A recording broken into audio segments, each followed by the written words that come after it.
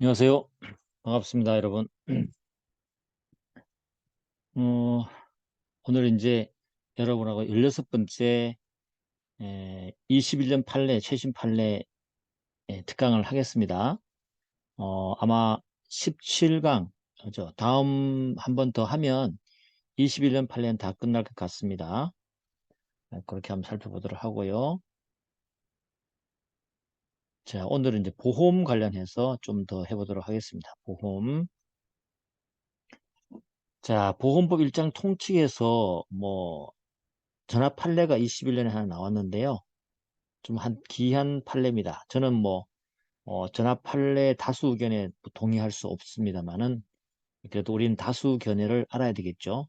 그리고 제가 이 견해에 동의할 수 없는 이유를 반대 견해를 통해서 한번 생각을 해보도록 하겠습니다. 그러면 좀 더 여러분이 다수 견해가 명확하게 들어올 수 있을 겁니다. 어쨌거나 보험회사가 보험 수익자와 보험금 지급 책임이죠. 보험금 달라고. 다시 말해서 보험 수익자 보험회사에 대해서 돈 달라고 했어요. 돈 달라고. 돈 달라고 했는데 그 보험금 지급 책임의 존부 등의 다툼이 있어요. 줘야 되느냐 말아야 되느냐 다툼이 있을 때 보험회사가 누구에게? 보험 수익자에게 채무가 없다라는 그죠?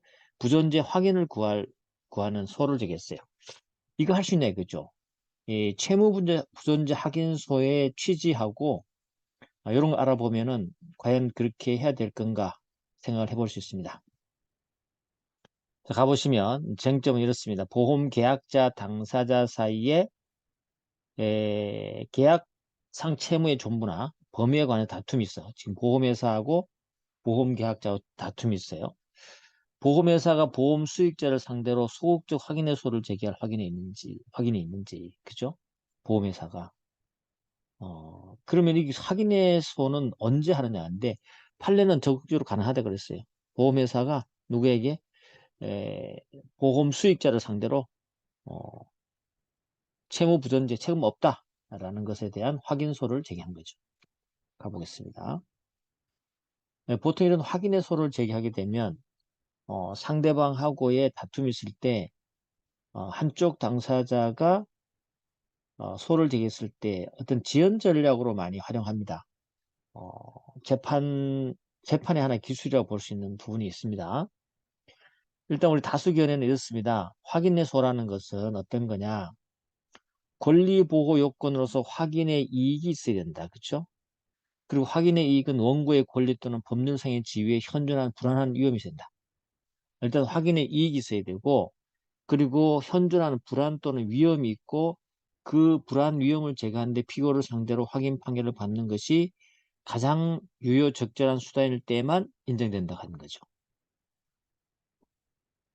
그래서 원고의 권리 또는 법률 관계를 다툼으로써 원고의 법률상 지위의 불안 위험을 초래할 염려가 있다면 확인해 있다. 그럼 여러분 보험회사가 보험 계약자, 보험 수익자 지금 돈 달라고 하는 상황에서 보험회사가 상당히 아주 현존한 불안과 위험이 있나요? 초래할 염려가 있을까요? 불안한가요? 보험회사가? 전혀 그렇지 않을 겁니다. 우리 현실적으로 볼 때 보험회사는 힘이 있죠. 힘이 있고 보험회사에 근무하는 이 변호사들이 한두 명이 아니죠. 그들이 모든 법리를 다 뒷받침해 줄 거고 또 힘도 있고 그 다음에 경제적 능력도 있고 그 보험 수익자가 몇 푼 달라고 했을 때 그 불안하고 위험할까요? 저는 그렇게 생각합니다. 어쨌거나 이 상황에서는 인정해 줬다는 것은 보험회사가 보험 수익자가 돈 달라고 하니까 이 줘야 되는지 말아야 되는지 서로 다툼이 있다고 해서 그게 굉장히 불안했다는 거죠. 그래서 판례는 어떻게요? 불안한 거 맞다. 그러니까는 보험회사야 너 확인해서 제기해도 돼 라고 했다는 거죠. 그 보험계약 당사자 사이의 계약상 채무의 존부나 범위에 관한 다툼이 있는 경우에 불안을 제거하기 위해서 보험회사는 먼저 수익자를 상대로 소극적 확인의소를 제기할 확인이 있다는 거죠. 근데 이렇게 하면요. 보통 보험 수익자가 보험회사를 상대로 할 때 이건 사실 계란으로 바위치기입니다. 힘의 균형이 전혀 없어요. 없는 상황에서 보험회사가 다시 이렇게 채무가 없다는 확인의 소를 들어와서 이 소송을 들게 되면 보험 수익자 쪽에서 오히려 불안할 뿐만 아니라 여러 가지로 어, 소송에서 어떤 그 공포감을 느끼게 되고요. 또 소송 비용도 더 들어가게 되고 자칫하면 포기할 수 있는 상황까지 만들 수 있거든요. 이거는 뭐 어떻게 보면 폭거죠, 폭거. 그런데 대법원이 이렇게 손을 들어줬습니다. 자, 그럼 반대 견해를 한번 들어보시면 이게 다수 견해인데 여러분들은 이제 시험에는 어때요? 요걸 알고 있어야 돼, 알겠죠? 요걸 알고 있어야 되는 것이고 시험에는 이걸 알고 있어야 됩니다. 반대 견해 한번 들어보시면 그냥 다수 견해를 이해하기 위한 하나의 차원으로 보시면 됩니다. 소극적 확인이라는 것은 확인의 이익의 공적인 기능이나 소극적 확인소가 채권자에 미친 영향도 고려해야 하기 때문에 모든 계약 관계에서 계약 당사자 사이에 다툼이 있다는 사정만으로 할 수는 없어요. 그죠? 그리고 두 번째, 보험의 공공성 측면에서 볼 때, 이러한 보험업에 대한 특별한 규제 등을 비추어 볼 때, 단순히 보험회사를 상대로 보험 수익자, 피보험자 돈 달라고 했다는 걸 가지고 그 사정만으로 보험회사의 법적 지위에 현존한 불안 위험이 있다고 볼 수 있을까요? 없다고 봤어요. 반대견. 저도 그렇게 생각합니다. 또 보험회사 이와 같은 사유만으로 보험계약자들을 상대로 제기한 소극적 확인에서 특별한 사용, 국가적 공익적 측면에서 형평에 반하는 소송제도의 이용에 해당하여 확인의 결여된다고 봐야 알겠죠? 보험회사는 이렇게 한다는 것은 공익적 차원에서 보험을 운영하는 거란 말이죠. 보험 수익자가 돈을 달라고 했을 때는 그에 대한 응당의 판단을 하고 주면 되는 거예요. 그 다음에 세 번째, 그래서 이렇게 보험금을 지급해야 되는지에 대한 책임의 존보에 다툰다는 사정만으로, 어, 또 추가로 보험금 지급 책임의 존보나 범위를 즉시 확정할 이익이 있다고 볼 만한 특별한 사정이 있는 경우에만 확인의 소를 제기할 수 있다. 그렇게 이제 반대견을 보고요. 그럼 이 특별한 사정은 뭐냐면 이런 거는 가능하다는 거죠. 보험계약자 등이 보험계약이나 관계법령이 정한 범위를 벗어나서 사회적으로 상당성이 없는 방법으로 보험금 지급을 요구함으로써 보험계약에서 예정하지 않았던 불안이나 위험이 보험회사에 발생하는 등의 사정이 있을 때, 알겠죠? 사회적으로 상당성이 없는 방법으로 보험금 지급 요구했을 때, 그럴 때는 가능할 수 있다는 거죠.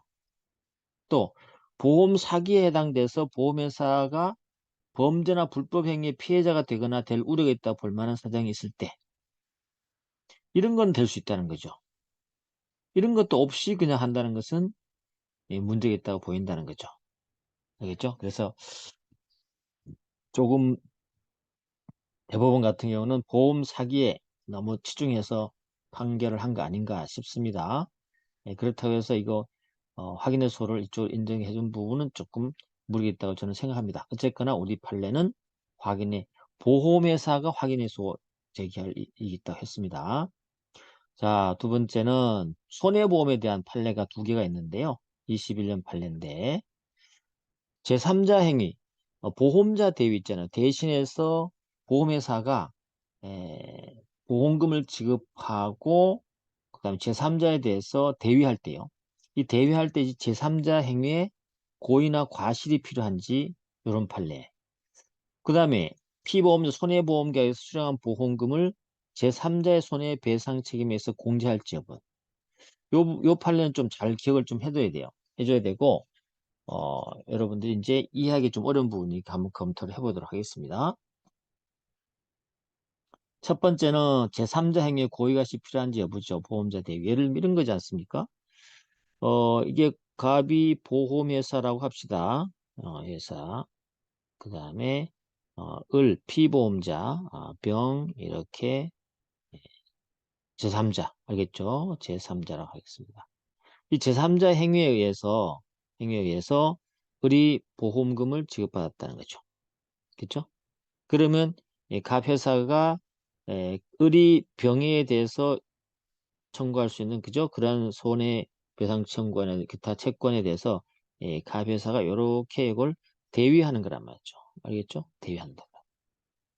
이럴 때 이 제3자가 한 행위 있잖아요. 이 행위. 행위가 이 행위가 고의 과실로 인한 행위여야 되는지가 문제였던 거죠. 행위가 고의 과실로 행위여야 되느냐 이 문제예요. 대위할 때 요건으로. 응? 근데 일단은 우리 판례는 결론적으로 아니라고 봤다는 거 내려주시고 넘어가 볼게요.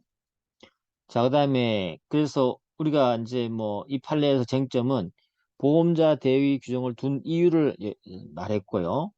그 다음에 680이 정한 제3자의 행위의 의미, 그 다음에 고의 과실 행위여야 되는지에 대해서 판단하는데 그렇지 않다라고 판례가 결정 내린 겁니다. 그럼 우리가 682조의 제3된 보험대위 조문을 한번 살펴보면 1항만 보셔도 될 것 같은데 손해가 제3자 행위로 손해가 제3자 행위로 인해서 발생했을 때 요 행위입니다. 알겠죠? 요 행위. 요 행위. 요 행위에 고의나 과실이 요건이냐 이 말이에요. 과실이 요건으로 반드시 필요하냐 이 문제였어요. 그래서 발생한 게 보험금을 지급한 보험자는 그 지급한 금액 한도에서 제3자에 대한 보험 계약자, 피보험자의 권리를 대신 취득하는 거죠. 다만 보험자가 보상할 보험금 일부를 지급한 경우는 뭐 침해하는 범위에서 권리 행사할 수 있다. 그건 그렇고요. 결론을 한번 보시면 상법 682조 둔 이유에 대해서 판례가 한번 정리를 해줬어요. 보험자로부터 지급 보험금 받은 후에도 청구를 보유하게 행사되기 때문에 피보험자에게 손해 전부를 넘어서 어때요? 이중이득, 이익을 두 번 얻을 수 있는 그런 문제가 생길 수 있죠. 그거 하나. 두 번째는 배상 의무자인 제3자가 피보험자의 보험금 수령으로 그 책임을 면하게 되는 거. 그렇죠? 책임을 면하게 되는 것도 이를 하기 때문에 두 가지죠. 첫 번째는 피보험자의 이익을 줄 수 있고 두 번째는 배상 의무자에게 책임을 면하게 될 수 있는 상황이 벌어질 수 있기 때문에 이거를 제거하고 거기에 얻는 이익을 죠 보험자에게 돌려주기 위한 이익을 귀속시키기 위한 제도가 보험자 대위다. 이렇게 판례가 한번 얘기를 해주고 있고요. 그 다음에 보험사고에서 손해가 발생하고 피보험자 그 손해에 관해서 제3자의 손해배상 청구를 갖게 되면 이 보험금을 지급한 보험자는 제3자에게 귀책 사유가 있음을 입증할 필요가 없이 법률의 규정에서 당연히 손해배상을 취한다. 그래서 보험자 대위에서 그죠? 보험자 대위에서 이 대위는 우리가 뭐 민법에서 배우지만 임의대가 아니고요. 법정대위입니다. 법정대위. 법정대위. 민법에서 우리 채권자 대위 배우잖아요. 당연히 법정대위입니다. 당연히 넘어가는 겁니다. 법률의 규정에서. 넘어가는 거란 말이죠. 그렇기 때문에 682조 소정의 제3자 행위란 피보험 이익에 대해서 손해를 익히는 손해 발생하면 되는 거예요. 손해만 발생하면 돼. 손해배상 청구권이 발생하면 되는 거죠. 그렇기 때문에 굳이 뭐 고의 과실의 행위만 과실의 행위의 요건만 한다라고 말할 수는 없어요. 그렇죠? 그랬다는 겁니다. 판례 결론 요거 그래서 두 가지 판시 내용을 알아두시면 되겠습니다. 보험자대 682조를 둔 이유, 그 다음에 이 법 대의의 성질, 법정 대위고, 그 다음에 거기에 제3자 행위의 고의 과실로 인한 손해만 해당될 거냐? 아니다.